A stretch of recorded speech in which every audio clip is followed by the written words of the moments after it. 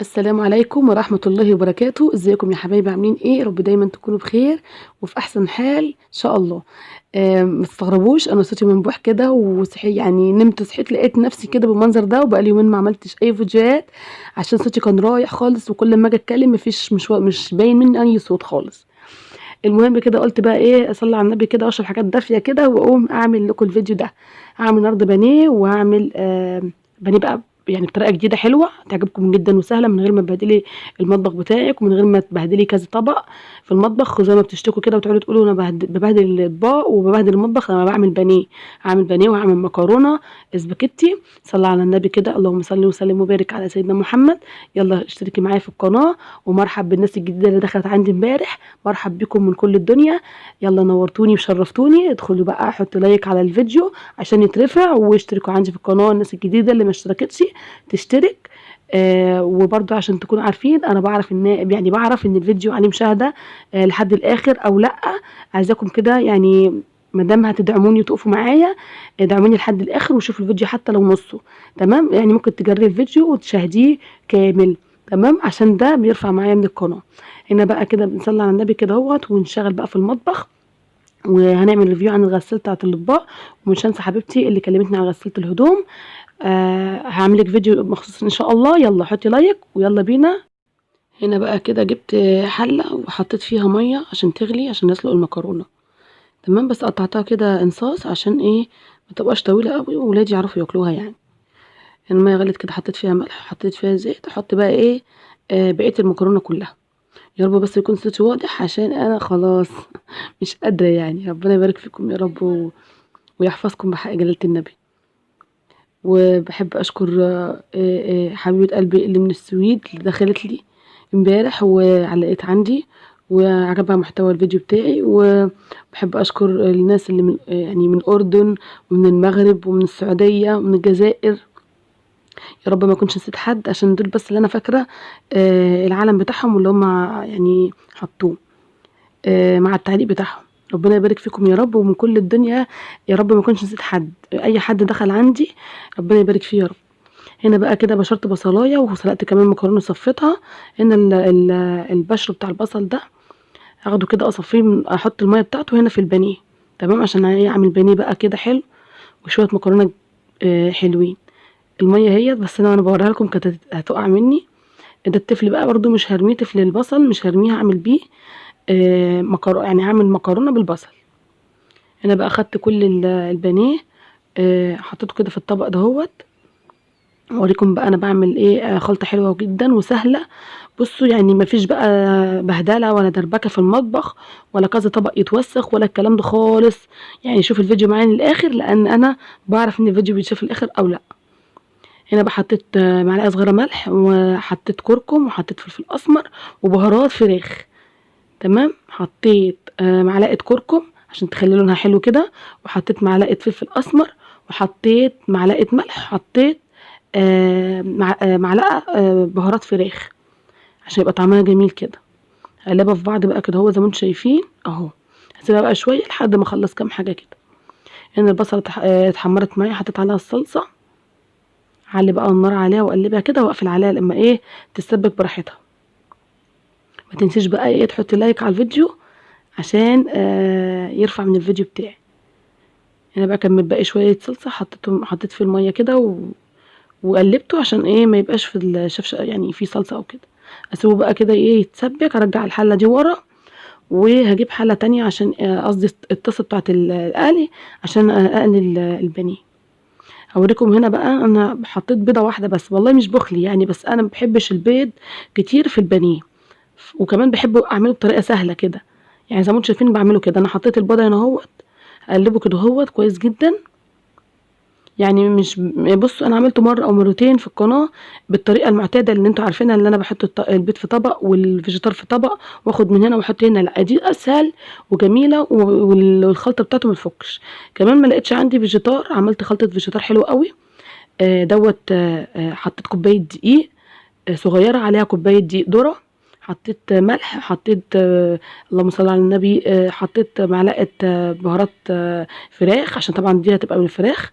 حطيت معلقه فلفل اسمر، حطيت معلقه بصل بودر يعني فلفل اسمر وبودر وكده وبصل بودر عشان ما اتلخبطش، وقلبتهم كويس جدا وهعمله. عايزه اقول لكم احلى من الفيجيتار الجاهز بتاع بره، وطعمه جميل جدا. وعايزه اقول لكم بقى الدقيق اللي هو الذره ده مخلي طعمه بالظبط، يعني مش عارفه اقول لكم عامل زي البانيه اللي بتشتريه من جاهز من بره في السندوتشات ده. هنا بقى احطه كده. والله ما كان عندي فيجيتار وعملت الخلطه دي حلوه جدا، جربوها يا جماعه. هحط بقى هنا البانيه كده اعفره كده بالفيجيتار، وهحطه هنا كده على جنب، اجهزه كده والزيت عقبال ما الزيت ما يسخن. معلش بقى عشان صوتي مبحوح خالص، مفيش انا بقى لي يومين ما كانش في صوت خالص والله، وعقبال ما يعني عرفت كده اتكلم ويبقى في صوت ليا سجلت لكم الفيديو دوت. ومش هنسى حبيبه قلبي اللي سالتني على ريفيو الغساله اللي عندي، غساله الهدوم. حاضر من عينيا يا حبيبه قلبي، انا هصور لك غساله الهدوم انا بعمل فيها ايه وببتدي فيها ايه من الاول خالص، وبشغلها ازاي زي ما انت سالتيني. هنا بقى حطيت البانيه، بصوا شكله هيبقى لونه ذهبي كده ومستوي وزي الفل اهو. بصوا شايفين عامل لسه ما استواش ولونه كان حلو جدا. بجهز بقى هنا معايا، والتسبيكه هنا الصلصه بتتسبك. هنا بقى خلصت بقى وحطيت الصلصه على المكرونه وقلبتها في بعضها كده زي ما انتم شايفين. وكمان جه معاد بقى ايه الغدا هناكل. وجبت كمان كاتشب وما احط مخلل معاه سلطه اي حاجه. هنا بقى كده دخلت على المطبخ عشان بقى ايه احط المواعين في الغساله. هنا كنت بقول لكم اللمبتين دول، لمبه بتاعه الملح ولمبه بتاعه الزيت، ما دام منورين كده يبقى هي محتاجه ملح ومحتاجه زيت، او يعني ملمع او زيت على حسب الناس ما بتقول. هنا الغساله من جوه كده ده رف فوق بنحط فيه كوبايات، ولما المواعين بتكون عندي كتيره بحط هنا اطباق، يعني ساعات بحط اطباق اللي هي الصغيره بتاعه الفناجين دي، او اطباق صغيره عادي وحاجه بلاستيكات. وبحط كمان المعالق هنا في الحته ديت، اما هي ليها سبت مخصص للمعالق، بس انا بحط هنا المعالق عشان اوفر مكان السبت. تمام. شايفين بقى هي بتتركب وتتشال كده زي ما انتم شايفين. الرف اللي تحت بقى بحط فيه حلل وبحط فيه اطباق كتيره جدا. هنا بقى اللهم صل على النبي، بتاع اللي هي الحوامل دي، مش عارفه اسمها ايه، بتاعت الاطباق دي بتتني. تمام. بتتني عشان تاخد، لو انا عايزه احط حلل كتيره هي ممكن تاخد معايا 6 حلل، 4 حلل كبار، حلتين كبار قوي. فاهمين ازاي؟ وهنا برضو في رف هنا اللي هو بتاع الاطباق برضو بيتني، ومعايا رف ثابت اللي هو ده. هنا بقى دي كلها كده عايزه اقول لكم هي بتتشال برضو. هنا بقى ده مكان القرص او المسحوق اللي انا بستخدمه للغساله. بس انا مش هحط القرص كامل لان انا يعني لما بحط المواعين بحط القرص كامل بلاقي المواعين مجيره، فبتبقى مش محتاجه القرص الكامل ده. ده مكان الملح بقى انا هفكه كده عشان ايه، هي محتاجه ملح زي ما قلت لكم في الاول. احط بقى يبقى في ميه زي ما انتم شايفين كده. هي لازم يبقى كده، لما بتبقى جديده مبقاش فيها ميه، هي بتملى من نفسها لما تيجي تشغليها. شايفين الملح هنا بصوا خشن ازاي، ملح مخصص للغسالات يا جماعه، مش ملح اكل. عشان في واحده جابتها عرفت ان هي حطت يعني ملح بتاع الاكل، لا ما ينفعش، ده لازم يكون ملح مخصص للغسالات اي نوع بقى. انا بجيب ارخص حاجه بصراحه اللي هو بياكلينا ده ب39 جنيه تقريبا. احطه كده، بحط الازازه كلها. الازازه ديت يعني الملح ده عقبال ما تنور تاني يكون عدى 3 4 شهور 5 شهور، ممكن تقعد 6 شهور. الملح ده بيعدل الملوحه بتاعه الميه عشان ما يخليش المواعين مجيره. تمام. وفي غسالات بتحتاج 2 كيلو ملح كمان، ده اللي سمعته وعرفته يعني مؤخرا. طبعا انا عملت هنا بالازازه القمع دوت، قصيت الازازه كده عشان القمع بتاع الغساله نفسه اتكسر، يعني اتكسر وانا بنقل الحاجات في المطبخ من هنا لهنا، فما شفتوش فاتكسر. مش مشكله، اللي جيش قال لك اتصرف. هنا بقى شايفين الرشاش ده الرشاش تحت كده، وفي رشاش فوق عشان يضخ الميه وينظف المواعين من هنا وهنا. الرش اللي فوق فيه فتحات من فوق وتحت، والرش اللي تحت فيه ميه من تحت فوق بس. هنا بقى شايفين الفلتر ده، الفلتر بتاع الغساله كله دهون ازاي. بصوا برضو بيبقى فيه ميه لما بتبقى الغساله لسه جايه جديده، مبيبقاش فيها ميه طبعا، وممكن تلاقي فيها ميه لو الشركه جربتها، يعني جربتها عندها وشافوا ايه هي بتشتغل كويس ولا لا. هنا بقى ايه شايفين، هنا بقى مكان القرص. هنا بقى مكان الزيت اللي هو في ناس بتقول عليه زيت وفي ناس بيقول عليه ملمع. هو مش زيت يعني مزيق كده، لا، هو الملمع ده بيخلي المواعين تلمع وبيخلي الاطباق تنضف وتخلي فيها، عارفه التزييقه اللي هي بتاعة النضافة دي لما تيجي تغسلي المواعين وتلاقي الكوبايات رجعت كأنها جديدة، هو ده بقى. عاملة كده الدرج ده كده كله، بس هنا كان مقفول متبرشم. هفتحه من جوه بالسكينة كده او بأي حاجة، وبعد كده ايه هضيفه في المكان الدرج ده اهو. تمام اهو. بس كده هحط بقى لحد ما اللمبة عندي تعمل هي كانت اللمبة عندي فاضية، فانا هحط لحد ما اللمبة عندي تغمق. بس كده هي اتملت، هقفل بقى الغطا بتاعها اهوت. والزيت اللي بره ده، الملمع اللي بره ده مش هيجرى حاجة يعني، ده عادي كده. لازم بقى اخد الفلتر ده عشان اغسله. انا عملت ريفيو عنها يا جماعة، عشان في واحدة سألتني من السعودية انا بنضف الفلتر بتاعها ازاي، ويعني عايزة تعرف كل حاجة عنها بالتفصيل. هنا بقى هغسل الفلتر بقى كده بالفيري. شايفين طبعا المواعين اللي في الحوض ده كله مطرح الاكل ان احنا يعني الغدا، وهحطها كلها في الغسالة، وهيبقى كمان يعني مكان واسع، بس انا هشغلها يعني. انا بقى هفضل ايه ادعك بالفرشه كده لحد ما الدهون اللي فيها تنضف خالص. الفرشه دي حلوه جدا يا جماعه والله، بتسهل عليا تنظيف اي حاجه رفيعه، وبتنضف كويس جدا. وبستخدمها في كذا حاجه، بس دي بستخدمها للنظافه، انما في فرش تانية بستخدمها لتنظيف الاكل او الخضار. وبرده الفلتر ده برده اللي هو اللي بيتحط من جوه ده مليان دهون جدا. حتى الغساله من جوه مكانها مليان دهون، اللي هي المكان الفلتر ذات نفسه اللي وريته لكم اللي فيه الميه. هدعكها كده كويس بالفرشه كده، هي بتنضف بسرعه يعني. الحركه دي بقى مش بتعملها كل يوم. في ناس تقول لك ايه، ما انا كنت زماني خلصت غسيل المواعين وانت بتغسلي الفلتر كده. لا، انا بغسل الفلتر ده كل اسبوع مره، والملمع والملح كل 3 4 شهور مره لما بجيبه.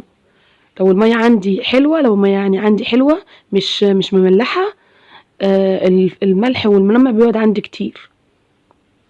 وكمان الملمع والملح ده بيحافظ على الغساله فتره كبيره جدا. لو هتسافري ولا حاجه تحطي برضو ملح وملمع، حتى لو بتستخدمي اقراص وتسيبيها متهويه مفتوحه لو انت بتسافري في مكان تاني، بس تغطيها ايه بفوطه ولا حاجه عشان ايه ما يخشش فيها اي حاجه يعني. هغسل بقى بالفرشه ديت مكان الغساله كان فينا صلصه كده مطرح الاطباق. طبعا لما الفلتر ده بيكون متبهدل كده ومليان دهون، عمره ما ينضف الاطباق ابدا يعني، عمر الغساله ما تنضف الاطباق خالص.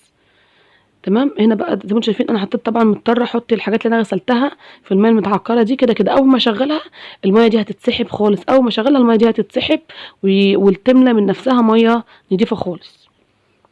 تمام اهو زي ما انتم شايفين كده. بصوا هنا الملح بقى هنا، شوفوا لسه منور برضو.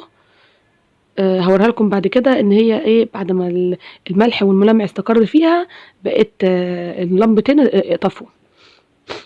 هنا بقى زي ما انتم شايفين كده الاطباق والكوبايات والصينيه ديت متبهدله ازاي ومش حلوه. برضو بقى عايزه اقول لكم على حاجه، ما بتحطش فيها المونيا، بس انا مش قادره اغسل اي حاجه خالص على ايدي. والصينيه الكبيره دي حطيتها ورا كده، صينيه الشاي.